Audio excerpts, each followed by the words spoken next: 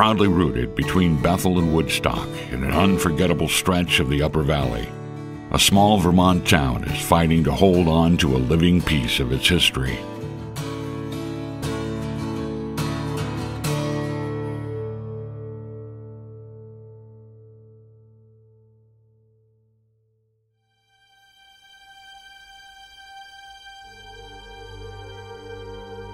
If you look at an old photograph of Barnard, you see not just what you see today, which is a lake and a store and an empty crossroads, but you see a vibrant center with a hotel, other buildings.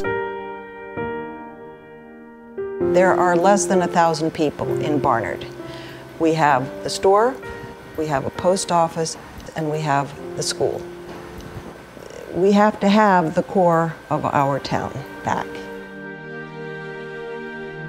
The feeling of loss was so great and unexpected. To lose something like this, I don't think you really know until you do. Today was the last day in business for a landmark in a small Windsor County town. 2011 just did us in. The flood kept our foliage business in the whole state as being non-existent. And there was just no snow, as everybody knows. Without the store in Barnard, a good part of what Barnard is dies.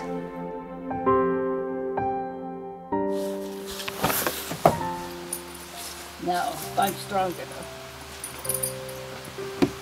There it goes.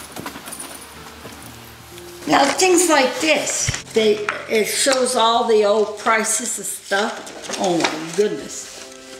If it was that today. The general store in this town is the last link to history, the last link to the lives that our forebears paved for us.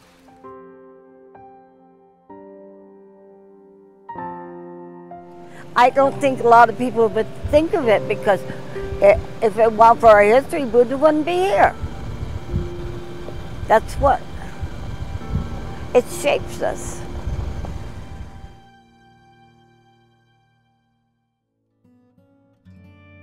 This is a story of the Barnard community and its 6,000 square foot heart. Barnard's store used to be the center of what was an active village. You see a vibrant center with a hotel, other buildings. The place would be just full of cars and horses and people who would come to that village center. And so Barnard, the store itself, was that magnet. The Barnard General Store was established in 1832, about 50 years into the town's sawmill-spurred history. Cash registers have replaced the handwritten ledger, and coffee now brews in electric machinery. Yet for the most part, the store bears little evidence of the massive technological revolution that's happened outside its doors. You gotta accept change. I don't like the changes, some of them.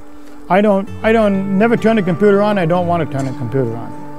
I still do. I play soccer. I still do all except by my way my father did. But people are still drawn to the store for the same reason they came to Barnard itself, seeking the age-old Vermont notion of life the way it should be. I think it really was the land that spoke, that got us here. Between the land and the people, I mean, you can't go wrong. There's an attraction, there's something that is drawing people together here that has a profound energy, and I think it's the diversity of the folks that are here. I think so too. I think that it's the beauty. It feels like new families are moving here like every year. Suddenly there were young people coming through town with ideas who wanted to try things. Barnard has seen an infusion of younger residents in the last few years who have brought new culture. But good intentions and similar mindsets aside, influxes of new blood don't always start out smooth. You need the old timers too. You need people that's got experience. Common sense. Common sense. Ask Johnny Byrne. They're 25. and we're 65.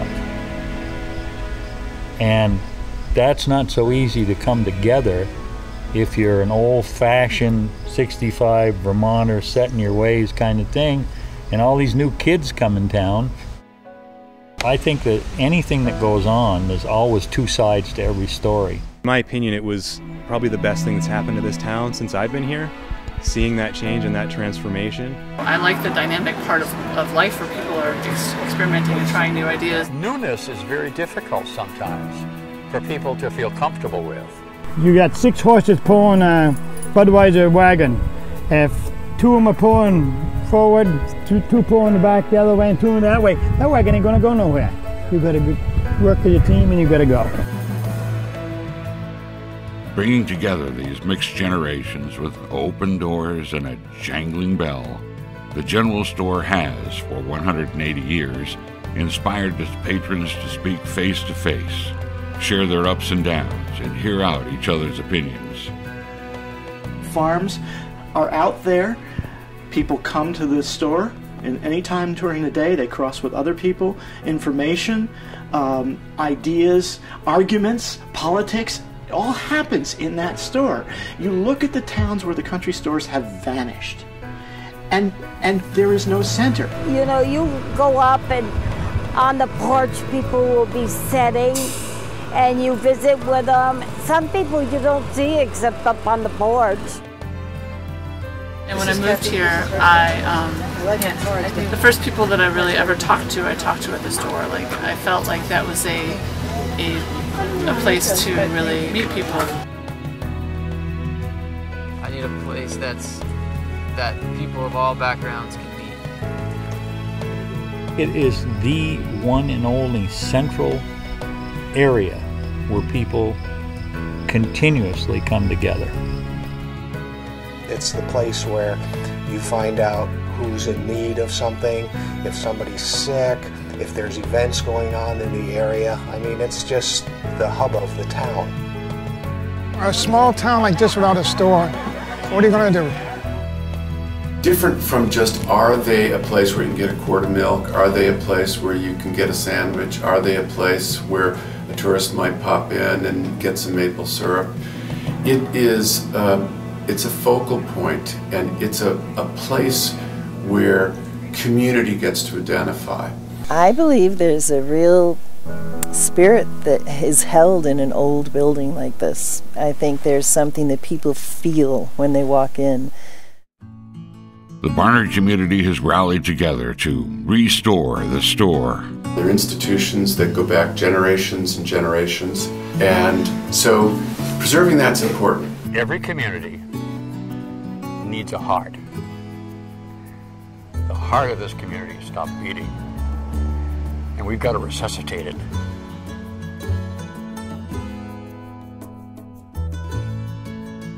If the community wants to control the future of the store, you could let it up to the fates to decide how this would happen.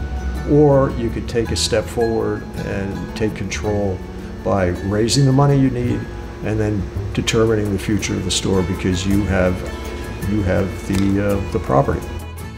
With goods given in kind by the Vermont Coffee Company and Harringtons of Vermont, the Barnard Store has found a temporary means to reopen its doors.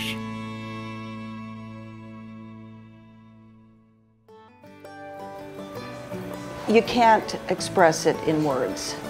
Just having the little coffee service that we do now daily from 7 to 10, bringing people from the community and passers-by back into the store and telling their stories. Well, I think the town is grateful that they're open for a few hours. It's something that people can count on.